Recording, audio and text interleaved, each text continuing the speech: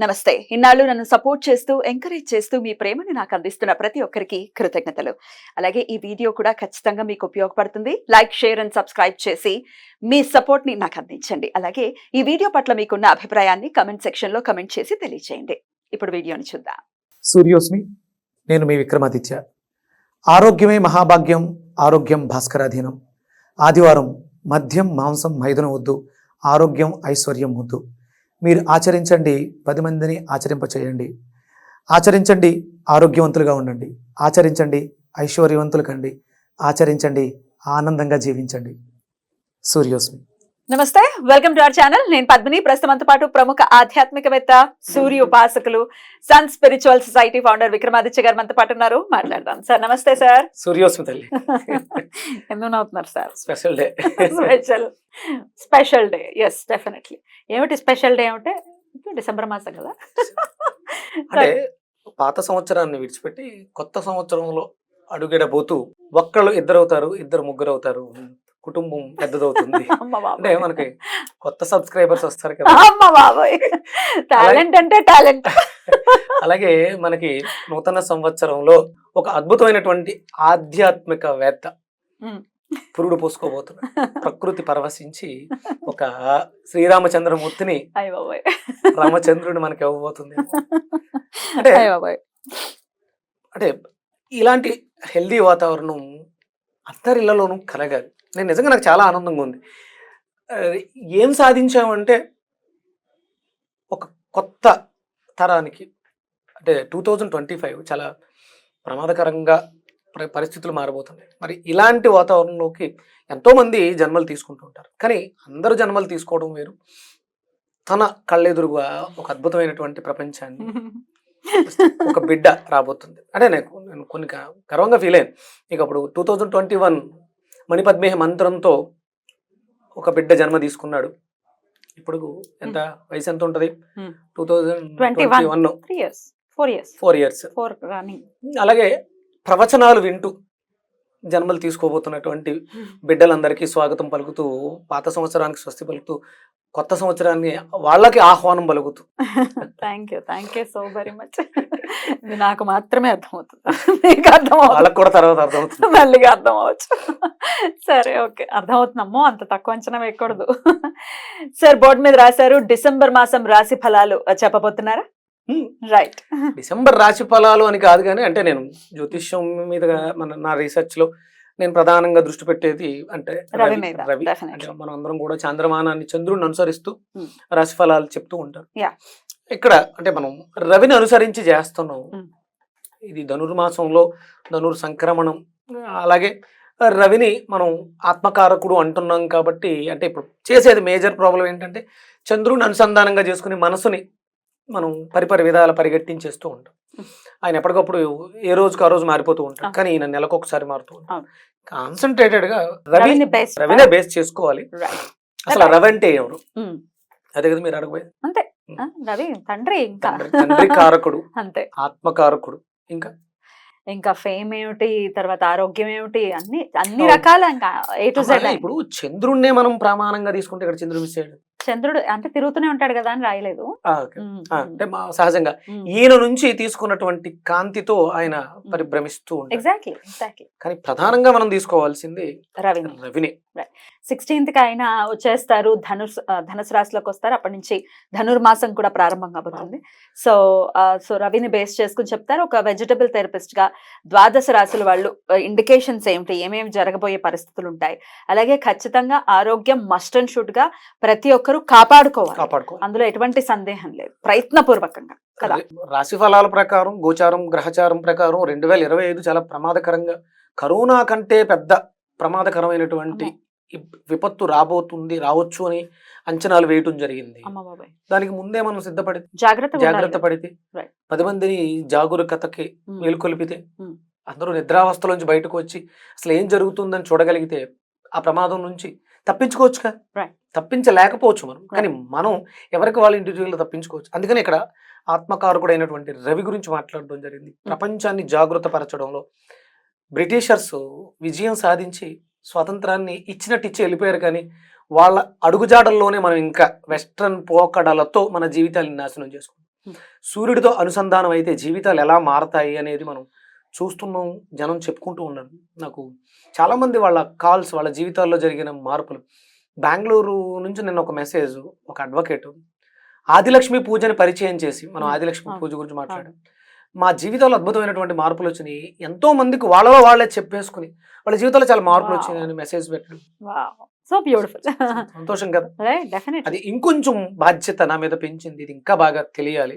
ఇప్పుడు ఇది ధనుర్మాసం ఎలా అంటామమ్మా అంటే, ఇప్పుడు కృతికా నక్షత్రంతో పౌర్ణమి ఏర్పడితే కార్తీక.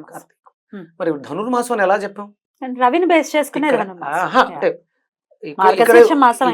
వృచ్చిక మాసం, ఇది తులా మాసం.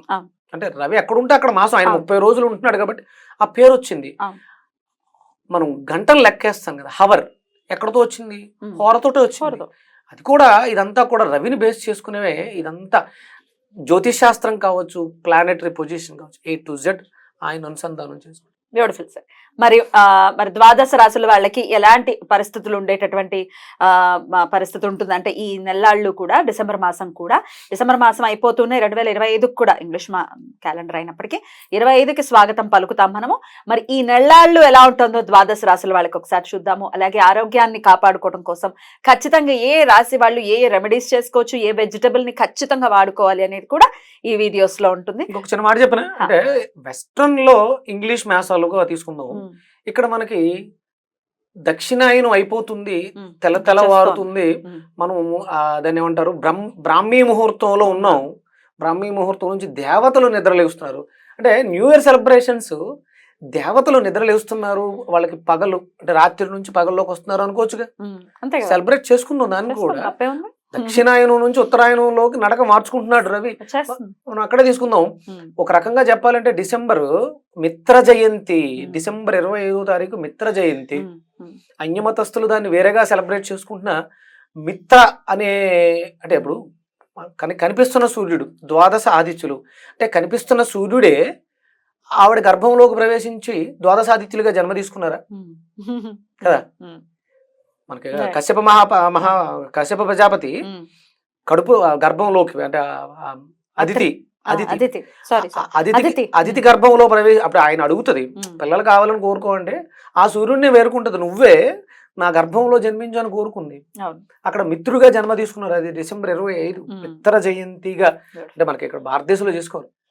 అందుకే మనం డిసెంబర్ 31 అంటే ఈ పాత సంవత్సరానికి స్వస్తి పలుకుతూ కొత్త సంవత్సరంలో ప్రవేశించవచ్చు, తప్పేం లేదు. ఉత్తరాయణానికి వెల్కమ్ చెప్పొచ్చు చాలా ఉత్సాహంగా.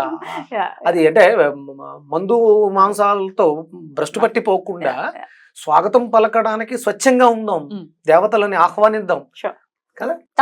తప్పకుండా చక్కగా సమన్వయపరిచారు, చక్కగా. సార్ మరి వృషభ రాశి వారికి ఎలా ఉండబోతోంది సార్? డిసెంబర్ మాసం వక్రించిన గురువు లగ్నంలోనే ఉన్నారు. లగ్నంలో వక్రించిన గురువు అష్టమంలో రవి. అంటే అష్టమం అంటే ఆ స్థానానికి ఉన్నటువంటి ఇవి తెలుసుకోవాలి. అష్టమం అనగానే ఏంటమ్మా? మన లాంగివిటీ అవుతుంది, తర్వాత సీక్రెట్ ప్లేస్, డార్క్నెస్, కష్టం కూడా ఒక ఇంత కదా. కష్టము, ఆయుర్దాయం, ఇవన్నీ కూడా దాంట్లోకే వస్తాయి. అన్ని కష్టాలతో ఆయుర్దాయాలు ఉంటాయి. అందులోనూ వక్రించినటువంటి గురుడు అది పెద్ద ఇబ్బంది కాకపోయినా, అంటే మనం తెలియకుండా చేసినటువంటి సమస్యల వల్ల, పనుల వల్ల సమస్యలు ఎదుర్కొనే పరిస్థితి ఉంటుందా. అది ఆరోగ్యపరంగా కావచ్చు, మనం కర్మలు చేస్తాం కదా, వాటి వల్ల వచ్చేటువంటి పరిస్థితులు ఒకసారి బేరీజు వేసుకోవాలి. ఎందుకంటే గురువు వక్రించి ఉన్నాడు కాబట్టి వెనక్కి తిరిగి ఒకసారి చూసుకోకపోతే ఈ అంటే ఎవరో చూడలేదులే, మనం ఏం చేసినా చెల్లుద్ది అనుకునేదానికి లెంపకాయలు పడే సమయం అన్నమాట. కొంచెం జాగ్రత్తగా ఉండాలి. అలాగే సహజంగా అష్టమం అనగానే అత్తవారిల్లు సూచిస్తుంది, అత్త మామలు సూచిస్తారు. కాబట్టి ఇందులో మనం ఏమైనా బ్యాడ్ చేసుంటే బ్యాడ్ రిజల్ట్స్ ఉంటాయి, మంచి చేసి ఉంటే వాళ్ళ సపోర్ట్ కూడా మనకి లభిస్తుంది. రవి ఉన్న స్థానాన్ని బట్టి ఆ ముందు వెనకాల కొంతమందికి తల్లిదండ్రులు ఉండకపోవచ్చు, అప్పుడు అత్తామామే తల్లిదండ్రులుగా బాధ్యతలు తీసుకోవటం, వాళ్ళ సహాయ సహకారాలు. అంటే బావుమరుదులు బతక కోరతారు అనడానికి ప్రధానంగా ఇదే చెప్పుండొచ్చేమో అష్టమం. అదే కొంతమంది బావమరుదులు పాడు చేసిన పరిస్థితులు కూడా ఉంటాయి. అంటే మనం రుణం అక్కడ ఏదైతే చేసి ఉంటామో అవన్నిటికి ఇక్కడ వీళ్ళు వస్తారు. మనం ఏదైతే ఏ జన్మలో చేస్తామో దానికి సంబంధించిన వాళ్ళే మనకు తోడబుట్టులు వాళ్ళుగా, అత్తమామలుగా ఇలా వాళ్ళు వస్తూ ఉంటారు. అందుకని చాలా జాగ్రత్తగా ఇది వృషభ రాశి వాళ్ళు తీసుకోవాల్సినటువంటి జాగ్రత్తలు. సహజంగానే వృషభము అనగానే అది సహజ కుటుంబ స్థానం, వాక్ స్థానం, తిండి స్థానం. అంటే మనం ఇక్కడ విపరీతమైనటువంటి పోకడలు, సొసైటీ మీద దాని ప్రభావం గురించి చెప్తున్నాను. నిగూఢంగా ఉన్నటువంటి రోగాలు ఉధృతంగా బయటకు వస్తాయి, రక్తానికి సంబంధించిన సమస్యలు విపరీతంగా పెరిగిపోతాయి, కిడ్నీ ఇష్యూస్ బాగా ఇబ్బంది పెట్టేస్తాయి, థ్రోట్ క్యాన్సర్స్ లేకపోతే థ్రోట్కి సంబంధించిన సమస్యలు ఇబ్బంది పెట్టేస్తాయి. ఇవన్నీ సూచిస్తుంది అక్కడ గ్రహం. బోన్ మ్యారోస్ అంటే డార్క్ చీకటిగా జరిగేవి. మనం క్యాన్సర్ అంటేనే కనపడదు, అది నిగూఢంగా ఉంటుంది. అది విజృంభించే పరిస్థితులు సహజంగా. అదే మనం వృషభ రాశి అన్నప్పుడు ఆ ఇబ్బందులు మనకి ఎక్కువగా ఉంటాయి. ప్రోస్టేట్ సమస్యలు, యూరినటరీకి సంబంధించిన, కిడ్నీ సంబంధించిన సమస్యలు ఎక్కువగా ఇబ్బంది పెట్టే అవకాశాలు ఉంటాయి. కొంచెం తిండి విషయంలో మనం కేవలం బ్రతకటం కోసం మాత్రమే తినాలి. అందరూ ఎలా అయిందంటే ఒంట్లో బాగాలేదు, నిన్నటి వరకు ఒక రకం తిన్నాం, ఇప్పుడు నుంచి ఏం తినాలి. ఈ దరిద్రం అంతా తినడం వల్ల వచ్చింది. ఆ నోటిని కట్టుకోగలిగితే సమస్యలు ఏముండవుగా. ఏం తినాలి మేము చెప్పేవాళ్ళం కూడా. మేము అంటే ప్రమోషన్స్ కోసం అవి తినేయండి ఇవి తినేయండి అని తెగ చెప్పేస్తున్నాం. తిండి వల్ల వచ్చింది కాబట్టి లంకణం పరమౌషధం. తిండి తగ్గించుకుంటే బాగుంటుంది. ఇప్పుడు మాటల వల్ల గొడవ వచ్చిందమ్మా, అప్పుడు ఇంకా మాట్లాడేస్తే ఇంకా ఎక్కువైపోతుంది, ఎక్కువ తగ్గదుగా. ఇక్కడ దాన్ని తగ్గిస్తే ఎవరో ఒకళ్ళు బ్యాలెన్స్ అయితే, మాట్లాడటం ఆపేస్తే ఆలోచించుకునే అవకాశం ఉంటుంది. ఇంకా మాట్లాడుతూ ఉంటే ఆలోచించుకునే అవకాశం లేదు, గొడవ పెద్దది అవుతుంది తప్ప తగ్గదు.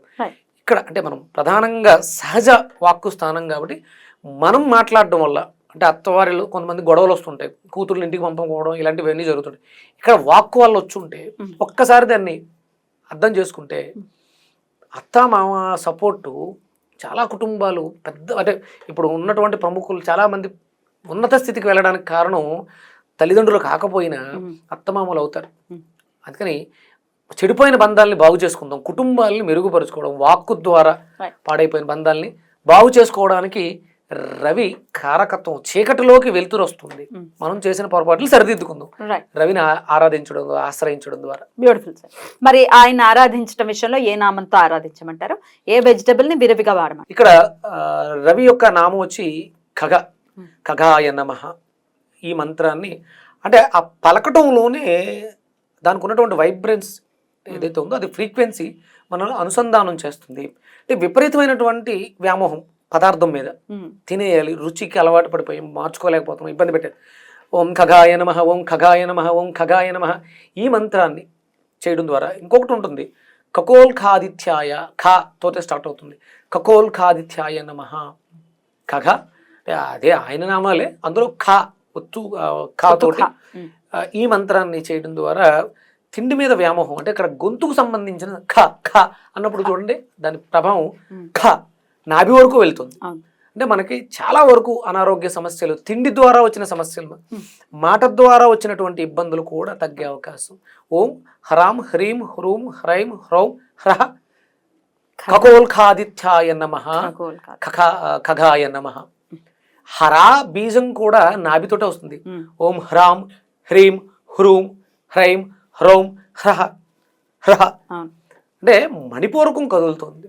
అంటే మనం తిండి మీద మనం ఆ ఆధిపత్యాన్ని తెచ్చుకోగలుగుతాం, మాట మీద ఆధిపత్యాన్ని తెచ్చుకోగలుగుతాం, సమస్యల్ని సమాజాన్ని మెరుగుపరచగలుగుతాం. ఏ వెజిటబుల్ని వాడుకోవాలి? ఇక్కడ ప్రధానంగా మనం తీసుకోవాల్సింది వాక్కుని పాడు చేస్తుంది కాబట్టి వంకాయని విరివిగా తీసుకుంటున్నారు. అంటే మన శరీరంలో హెవీ మెటల్స్ ఉంటాయి, మనం తిన్న పదార్థాల నుంచి వచ్చేటువంటి హెవీ మెటల్స్, దాని నుంచి మనం పరిష్కారం లభించుకోవడానికి వంకాయ, దాంతోపాటు అనుసంధానంగా బీరకాయ, రెండు కలిపి జ్యూస్ తీసుకోవడం ద్వారా, కర్రీ వండుకోవడం ద్వారా, లేదు ఆవిరి పట్టి ఉప్పు మిరియాల పొడి చల్లుకొని తినేయచ్చు. అసలు నేను ఈ మధ్య మొదలుపెట్టాను, పచ్చివి వంకాయలని స్లైస్ కింద కట్ చేసుకుని కొంచెం మిరియాల పొడి, చాట్ మసాలా అని ఇంట్లో తయారు చేసుకుని చాట్ మసాలా తినేస్తే అద్భుతంగా ఉంది, చాలా అద్భుతంగా ఉంటుంది, టేస్టీగా ఉంటుంది. కొంచెం మనం దాన్ని అందంగా అలంకరిద్దాం. ఒక చిన్న బీరకాయ ముక్కని శుభ్రంగా మనం ఉప్పు నీళ్ళతో కడిగేసుకుని సన్నటి స్లైస్గా కట్ చేసుకుని, ఒక బీరకాయ ముక్క, ఒక వంకాయ ముక్క, కొంచెం మిరియాల పొడి ఉప్పు వేసుకుని తినేయచ్చు. లేదు ఈ రెండు కలిపి శుభ్రంగా జ్యూస్ చేసుకుని తాగేయచ్చు. అంటే వీళ్ళకి తిండి ద్వారా వచ్చిన షుగర్ వ్యాధి వస్తుంది, డైజెషన్ సరిగా అవ్వకపోవడం వల్ల షుగర్ వచ్చే అవకాశం ఉంది, షుగర్ కూడా తగ్గే అవకాశం చాలా అద్భుతంగా ఉంటుంది ఈ మాసంలో చేయడం. రైట్ సార్, చాలా బ్యూటిఫుల్ గా ఎక్స్ప్లెయిన్ చేశారు, కృతజ్ఞతలు. ఇక నెక్స్ట్ వీడియోలో మిథున రాశి గురించి తెలుసుకుందాం. నమస్తే సార్. సూర్యోస్మిత.